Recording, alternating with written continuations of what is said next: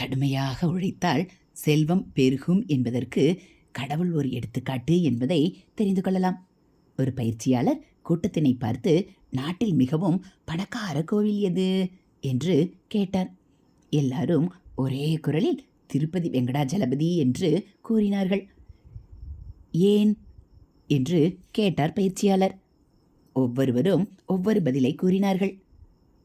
அவங்க பதில்ல திருப்தியடையாத பயிற்சியாளர் சொன்னார், எத்தனையோ இடங்களில் பெருமாள் கோவில் இருக்கு, ஆனால் திருப்பதியில மட்டும்தான் சாமி இரவு 12 மணி வரை பக்தர்களை பார்த்து ஆசீர்வதிக்கிறார்.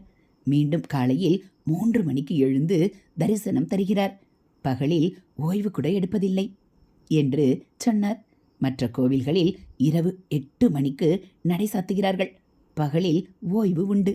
ஆகையால் கடுமையாக உழைத்தால்தான் செல்வம் பெருகும் என்பது கடவுளுக்கே பொருந்தும் போது நமக்கு பொருந்தாதா என்று கேட்டார் அந்த பயிற்சியாளர்.